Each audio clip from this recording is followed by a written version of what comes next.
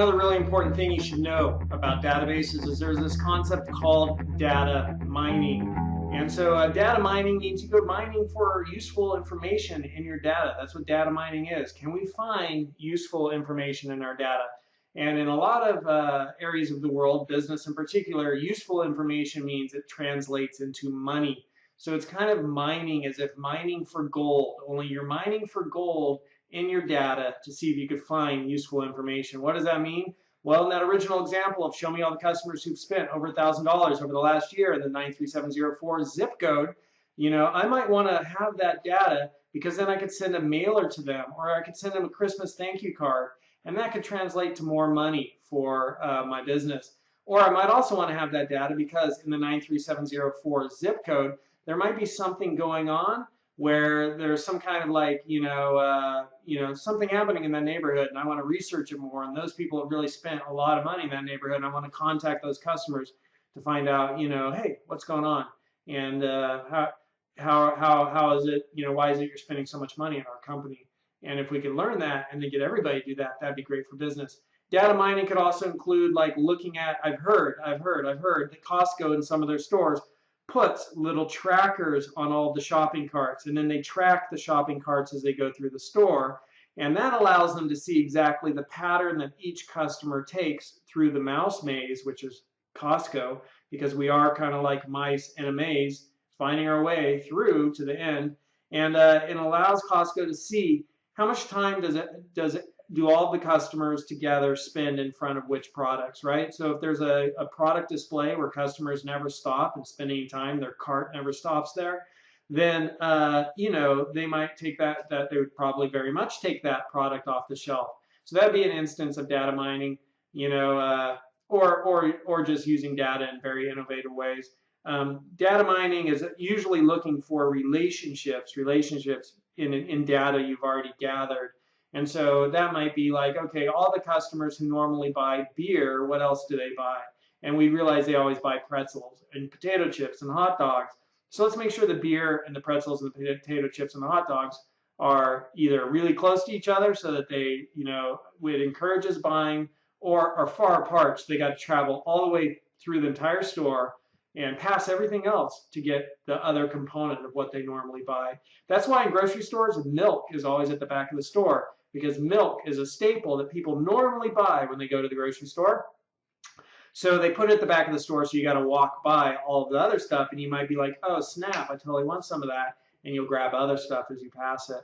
So data mining, looking for relationships that are like gold that will make us money in business. And there's all kinds of examples, notable uses here of data mining in all kinds of different areas.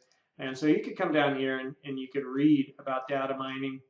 Yeah, data mining could also include, hey, let's look in the medical industry at all the people who are cured of this one really difficult to cure disease, and we'll find out they all eat at Whole Foods or they all eat at some store. And we'll be like, wow, look at that relationship. So that would be an example of data mining. Google Trends, takes their data. So the other thing to know about is that there's also this phrase data warehouse, right? So data warehouse is just basically like where all of the data for a company is stored. And so database might be something that just has like the last 2 years transactions, but the data warehouse has all the transactions for as long as the company's been keeping the records. And so people often do data mining at the data warehouse, or with the data that's in the data warehouse. Google Trends is an interesting place where you could see data being turned into information. So we could find out what's going on at Google. What are people searching for? What is what is popular right now? And you can find out what people are searching for at Google Trends. You could also go, what's topping the charts. So what's popular in different areas: actors, animals, athletes, baseball teams, baseball players, authors. Interesting. And we could also explore. So we could explore relationships, explore trends. And so here is like a map of swine flu, and you can see swine flu. There we go. Right? There's kind of a big peak in 2009 and then dropped off. Yeah. And where did it happen? These different places, And then here is Madonna versus, Adele, which is kind of interesting. I don't even know who Adele is, and that means I'm no longer in my 30s. That's what that means. And you can see her popularity over time, right? And then you could also see like, GMC, BMW, Honda, and you could compare those. What are people searching for? And GMC, not very popular. BMW, Honda's a little bit more popular in searches. People are more interested in Honda than GMC. And out of term, let's throw in Toyota. There we go. And Toyota is kind of right in there with BMW. Honda, the most popular. And where is it popular? Largely in the, America and what is that? Canada, of course. I don't know why I had to pause there. So that's kind of interesting with trends. And you could also just add items here, right? You could say flu, and you could say, beer. I don't know. Maybe there's a relationship. Nope, doesn't really look like there's a relationship. But what about like, NFL or Super Bowl and beer?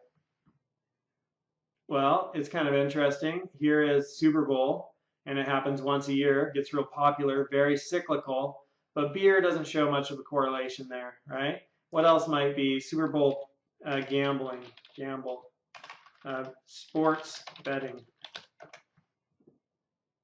No, doesn't really do much. So you can start to look for trends here and correlations, and it's a pretty awesome thing. So that you can do a little of your own data mining, see if you can find relationships where, there's something that's interesting, if not maybe even valuable. All right, so that's data mining, data warehouses, and Google Trends.